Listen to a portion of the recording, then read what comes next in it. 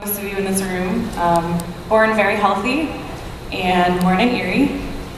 I was born and raised in the church here at First Assembly. Had a totally normal childhood. I was in sports and I was involved in drama and all kinds of normal things that most of you probably were involved with when you were younger or maybe still are. But a big passion of mine is taking care of children. And that's always been a big part of my life. So things really started for me during my freshman year of high school. I started to notice that when I was going in between the buildings or in between my classes that I was walking really slow, and that wasn't normal for me, and that the doctors were thinking that maybe I had mono. So I went to the doctor and they didn't find anything, which was good, but I was not myself. So I got sent to my asthma doctor because they were thinking maybe it was a flare-up there. And I was really sick, and what do you want to do when you're sick? You want to just go home and have your mom cook you some soup, and you just want to be left alone. You don't want to be prodded around by doctors. At least I don't. And so my doctor said, well, I've had a heart murmur since I was real young, and he said, your heart murmur sounds different. I'm like, come on, how many years ago was that? You don't know that it sounds different. How can you remember that? He's like, no, really, it sounds different. You got to get it checked out. I'm like, well, do you think that it's something to be concerned about? He's like, no, I really don't, but go get it checked out. So, okay. So we make an appointment, which was pretty foreign for me to go to a cardiologist. And he's the only pediatric cardiologist in Erie. So he was the guy. So I went to him, and my dad took me because we just figured it would be a normal, routine type of thing. And I'm really close with my family, and my mom couldn't come that day. Well, we weren't thinking it was going to be a big deal. We were very surprised. So my doctor started doing all these tests, which now I can do them on myself, and my friends have done them on me. But at the time, it was really very foreign, and it seemed like it was taking him a really long time to do these tests. And I wasn't familiar with them, so I didn't know if it was supposed to or not, but it was taking a long time. I was starting to get a little concerned, thinking maybe that's a problem that it's taking so long. So he said, why don't you go get changed, and we'll go from there. I'm like, okay. So I get changed, and I come back in, and him and my dad had already started to talk. And the air was just thick, and it was not good. So he turns to me and says, have a seat. And I'm a very straightforward person, and I said, how about you tell me what's going on? He goes, how about you have a seat? And I said, tell me what's going on. And the first thing out of his mouth, which to this day is still so crazy for me to think that this is what he said, he goes, well, what activities are you in? I'm thinking, what in the world kind of way is that to, open with? Like, what activities are you in? What does that matter? Tell me what's wrong with me. And he says, well, are you in sports? I'm like, yeah, I'm in all kinds of stuff. Why? And he goes, well, are you in gym class in school? I'm like, no. I'm the only one that opted out of gym class just because. I'm like, yeah, I'm in gym class. What does any of this matter? And he said, we think you have a hole in your heart. And I'm just like, what does that mean? And he said, well, I'm not 100% sure. And I'm thinking, you better be sure. Like, you just told me I have a hole in my heart. I need to know what that means. And he said, well, we need to do some further testing. So he said, that's probably going to mean open heart surgery. And that was just like, I was in 9th grade at the time, and those were really, really big words to hear. For anybody in any stage of their life, I think. I don't care. I don't think it matters the age, but it was hard to hear. So now I'm like, oh, my mom isn't here. This is bad. So I have to go tell my mom and my family. So we did, and it was really hard. I'm very blessed that we have such a great connection with this church, and they have been amazing. So from the beginning, my story has really just been God-centered. And so he said, I'm gonna have to basically turn you over to a bigger hospital because it's kind of out of my realm and I want you to get a second opinion. I'm like, oh yeah, I'm getting a second opinion. Like, you're telling me you have to open up my chest, I got a hole in my heart, I'm getting a second opinion. So I did, and I went to Children's Hospital in Cleveland. They did a whole bunch of tests, and much more invasive tests. And during the test, because they had to have cameras around my chest area and my heart, they actually tied my arms above my head for the entire procedure, which is normal for this procedure. Well, what they didn't realize is that I was a softball pitcher, and I had a very bad rotator cuff. So I wake up from the surgery, and mind you, this is actually on Christmas, the day before Christmas, which was not ideal to be going through this. So I get this test done, and I wake up from the procedure, and now this procedure is supposed to take like 45 minutes. It took 6 hours. We didn't know that that wasn't normal, so my parents weren't really that concerned because they didn't know. We know now, but at the time, it wasn't a big deal. Well, in the middle of the procedure, the doctor came out and said, "We didn't find a hole." Well, my parents were like, "Well, that's great." He's like, "Well, it's great, but we actually found something else." And they're like, "Okay." And he said, "We need your permission so we can go back in and do more tests," which then left me tied like that longer. So basically, that was kind of the onset of my diagnosis. He found that I had a rare heart disease that has no cure. And that doesn't sound good, you say? No, it doesn't. It wasn't good news. It was really difficult. But I wasn't even thinking about any of that at that moment, because when I woke up from the procedure, it's really funny now, but at the time I was not laughing. I thought they cut my arms off for the procedure because I couldn't feel them. And I had to lay flat after the procedure, so I couldn't really see my body to know if my arms were there. And I looked at my dad, and he's looking at me like something's really wrong, and I'm thinking, "You gotta tell me the truth. Like, did they cut my arms off?" And he's like, "What are you talking about?" I'm like, "Dad, you can tell me, like, seriously." And I was medicated, so I was kind of out of it. And I'm thinking, he just doesn't want to tell me the truth because I'm so out of it. And I'm like, "You gotta tell me." And he's like, he's poking at my arm, and he's like, "Your arms are right there." And I'm like, "I can't feel them." So that was a problem. That was a completely separate thing from anything with my heart. But because of what they had to do during the procedure, my arms actually were completely numb for over a year. And it was my entire freshman year of high school, which was not fun. I couldn't carry my stuff around, I couldn't do my tests or my homework or anything, and I had to have everybody basically do everything for me, including shower, eat, feed me, I mean, just everything. I couldn't do anything.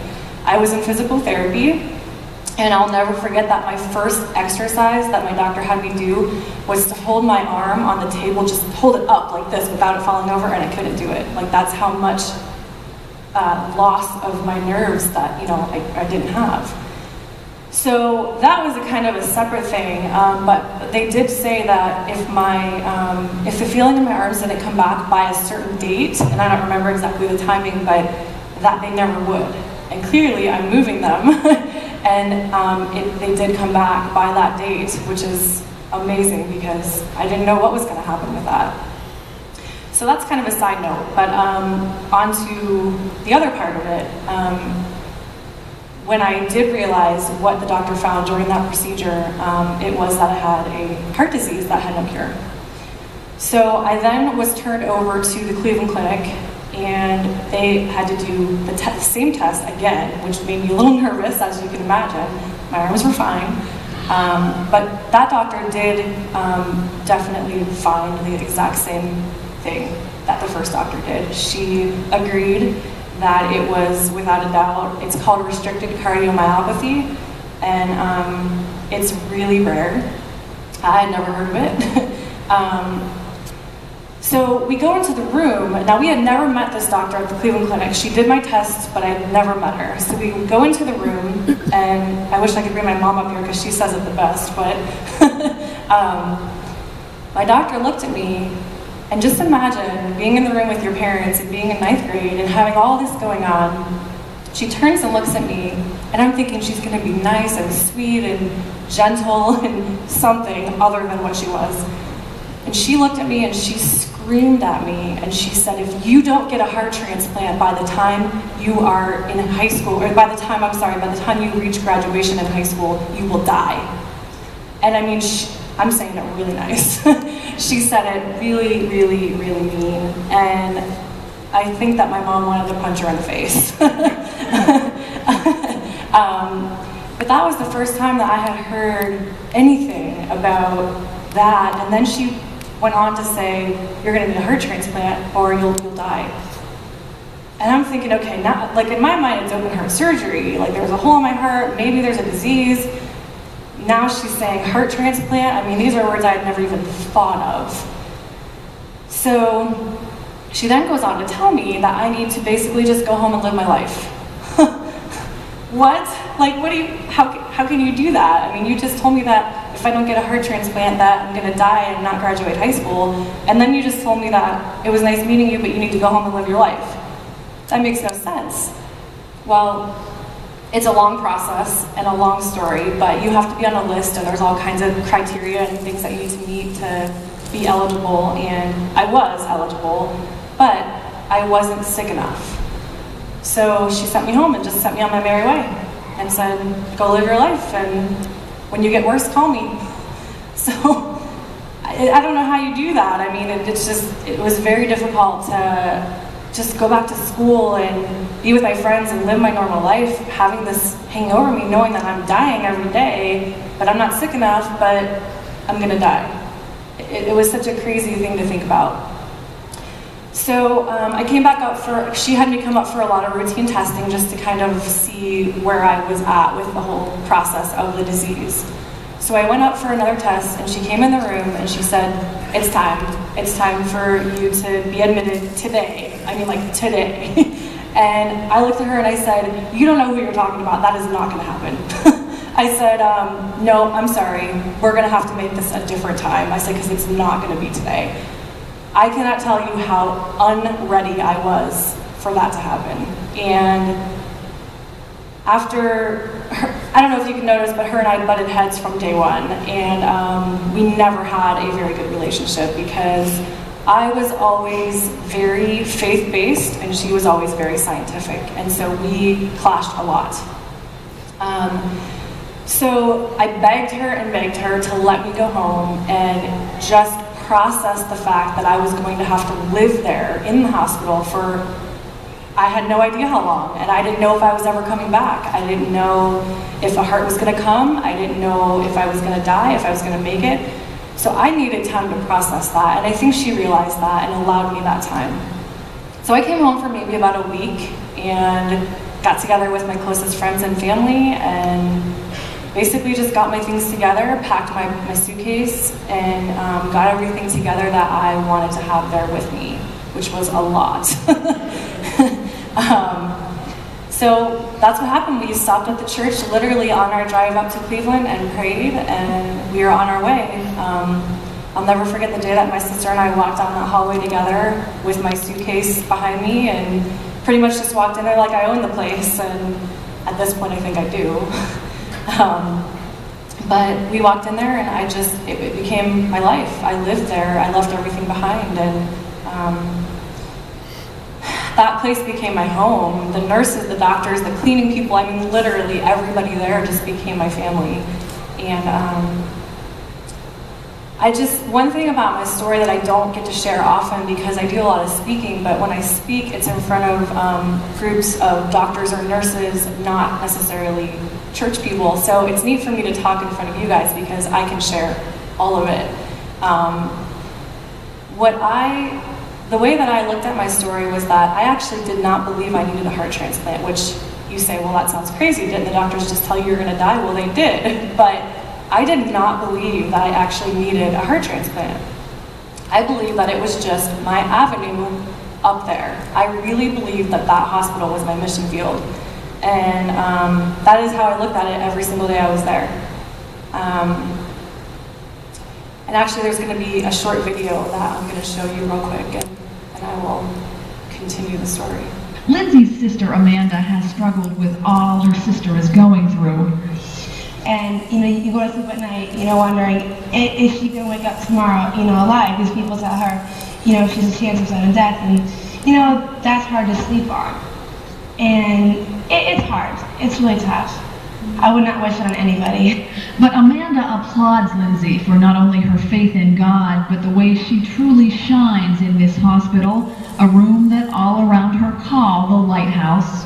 I think that's great, and it takes a lot for a person to do that. I think without God, she wouldn't be able to go through this.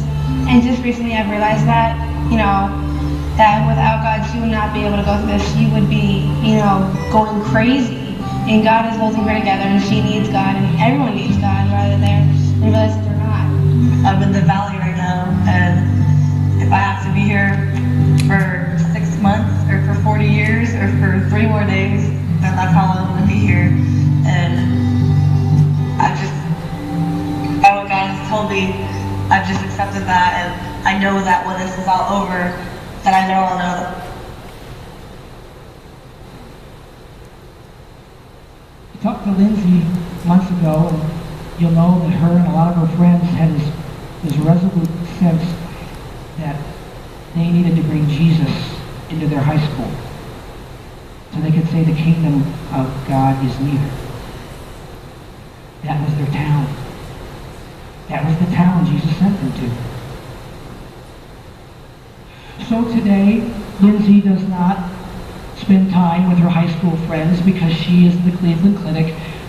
Doctors tell her that her heart can't last very long, so she needs a heart transplant. So I asked the question, is the Cleveland Clinic the obstacle to the goal or the object of the goal? I think Lindsey could answer that for you. You enter her room, right above her door, she got brightly colored 8.5 by 11 paper. It says JESUS. Most of the time, worship music is playing in her room, and sometimes people say, can you bring that music down to this room?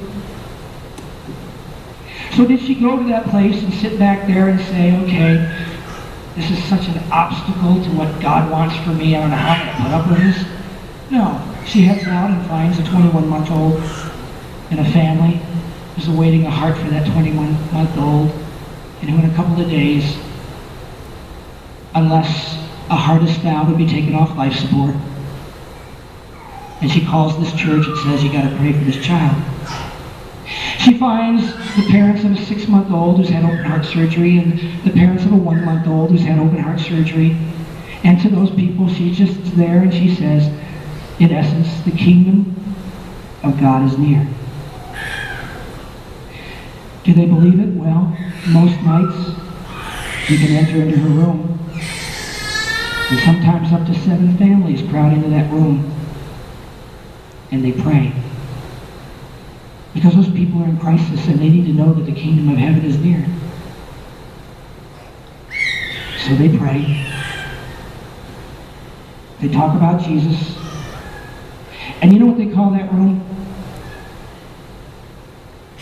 Mark and Dara and Amanda didn't name it this. Lindsey didn't name it this.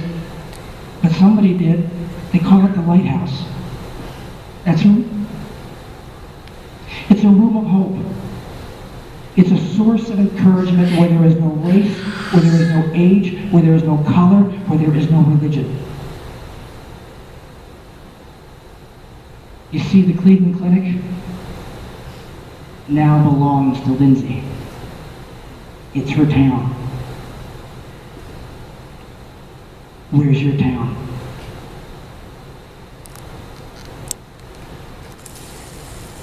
As you can all imagine, that was Pastor Jack 11 years ago. The reason I shared that with you is because that is truly how I felt. I felt like I was there on a mission trip. And although I went through all the motions of a person who was there waiting for a heart transplant, I didn't believe that that was why I was there. I wish that I was just there for a mission trip, because going through it as a patient was really not a lot of fun. And there was a lot that I had to go through, but there was a lot that I was able to experience that I never would have. Like he talked about just meeting with the other families that were there. And when you're in a situation like that, you all go to the same God. You know what I mean? Like when you're in crises, you turn to prayer. And it doesn't matter what color you are, what age you are, what you believe, what you don't believe. It was just such a neat time in my life. And what's really neat about that also is that we can all relate to that, because I believe that we're all strategically placed where we are for a reason, whether it's in your neighborhood or your family or your job or whatever it may be. We are all able to bring that sense to where we are in our own lives. So I lived there for 3 months, which was longer than I had thought I would be there, but actually not very long for having to wait for a transplant, which I wasn't waiting, but I was there for 3 months. And one morning I woke up and I said, I'm going home. I'm done. And they said, what? Now, like I said, mind you, that I was connected to a whole lot of things, and I had to walk around with an IV pole everywhere I went because of all of the things that they were pumping into my body to keep me alive, but I wasn't there dying. In my brain, I was not there waiting for a heart. So I woke up and my mom was, both of my parents kind of went back and forth because my sister was still here in Erie and she was much younger at the time. And so my parents had to go back and forth a lot, and they stayed at the Ronald McDonald House down in the Cleveland Clinic. And so my mom came over one morning, like she did every morning, and I looked at her and I said, I'm going home. And she was like, what are you talking about? And I said, I'm going home. I'm done. Like I woke up and God said, I'm out of here. And my mom, God love that woman, helped me tear my room down. And if you can even imagine that my room was covered ceiling to floor, floor to ceiling. I mean, literally there was only space on the ceilings for things for me to put. And she helped me we just stood on chairs and started tearing it all down. But you can imagine that this created a little bit of chaos in the hospital. So my doctors and nurses and everybody starts piling in and they're like, what are you doing? And I said, I'm going home. I'm done. And they're like, you can't just be done. You're here waiting for a heart. And I said, no, I'm really not. And so it basically led into an intervention, and I was the one that needed intervening according to them. So I was basically standing in the middle of my room with a lot of very smart people standing around me. And I looked at my doctor because she's the one I don't get along with, and she was flipping out. And she said, you're not going anywhere. And I looked at her and I said, Dr. Kichuk, you can't keep me here with my, 10th grade attitude. And I said, you can't really keep me here. And she said, no, I really can. And I looked at her and I looked at all the other people in that room and I said, you know what? Nobody is telling you that they have to cut open your chest, take out your heart, put another one in, and cross your fingers and hope it might work. I said, people aren't telling that to you, but you're telling that to me. I said, this is the rest of my life. And I said, I'm sorry if I can't just take it lightly, but I said, I'm leaving. A heart hasn't come, I'm healed, I'm out of here. And she just looked at me and she was like, you are not leaving. I said, well then let's prove it. Right? I said, let's prove it. Let's do a test and I'll prove to you that I'm healed. This is God's big moment in my life.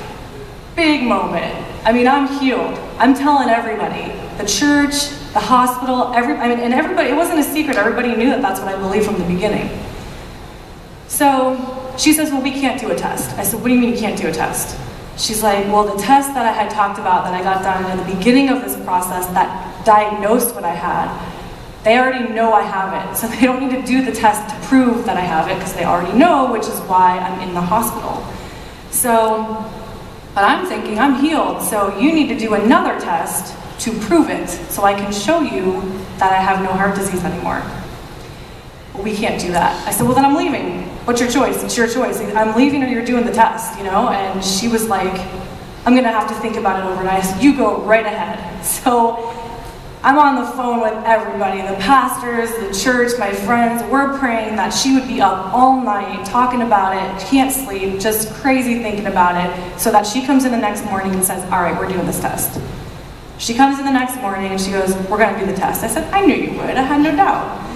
And of course, she loved my attitude.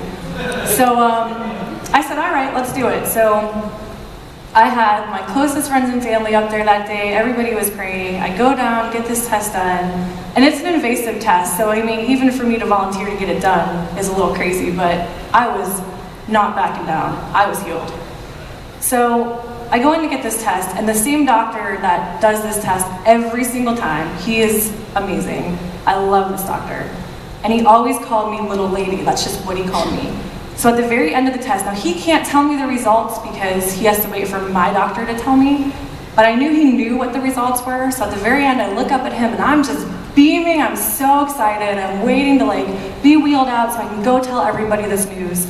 And he looks at me and he's like, just kind of looking down, and I'm thinking, this is exciting. What is his deal? And he goes, I'm really sorry, little lady, but I don't think it's the results that you're looking for. And I got disappointed for a second, and then I'm like, I was like, God can change that even from this moment until I get wheeled into my room. He can change those results. I'm like, I'm not believing it, not for a second. So they wheel me out, and I go into my room, and everybody's waiting. And my dad sees me first, and he looks at me, and we locked eyes, and he just knew. So I go into my room, and my favorite doctor, who I get along with so well, walks in. And she was actually looking disappointed. And I'm like, I've never seen this woman have a single compassionate bone in her body. Like, why is she disappointed? So she walks in and she says, I'm so sorry. I'm like, why are you sorry? And she's like, not only do you still have this heart disease, but it has progressed 3 times what it was when you got admitted. And I was just like, I don't think I've ever been so devastated in my entire life. I remember my sister coming over to me and just like kind of gathering everybody around me and just saying, like, let's pray. And I'm like, I'm done. I don't want any, I just did not want anything at that moment. I was like, God, why? This was your moment. Like, why didn't you shine? This was the opportunity. If there was ever going to be an opportunity in my situation for God to show his healing power and that I was this miraculous, story, it was that moment, and he didn't do it. And I did not know why. So that was on a Friday, and that whole weekend was tough. I was just so confused. I didn't understand why God didn't show up. Well, let me tell you what. 3 days later, I got a call for a heart. At midnight on Monday night, after that Friday test, I got a call for a heart. And let me tell you what, if that all would not have happened, I would not be sitting here. I am telling you, the disease wouldn't have taken me. I wouldn't be sitting here. I would not have went into that surgery room. If that heart came and they said, it's time, let's do this, I can't even tell you how ugly that moment would have been, because I would not have walked in that operating room. Well, the call came, and my other doctor called. He's from Australia, and he has a very thick accent, and his exact words, we make fun of it all the time now, but at the time I wasn't laughing, but he called and said, Lindsey, I believe we found an organ for you. And I go, are you sure it's a heart? Because he said organ, he didn't say heart. And I was like, are you sure it's a heart? And he's like, they're gonna come in and do all kinds of stuff to get you prepped, and I'm gonna call your mom and dad. And so everybody just started flooding into the hospital, and everybody started praying, and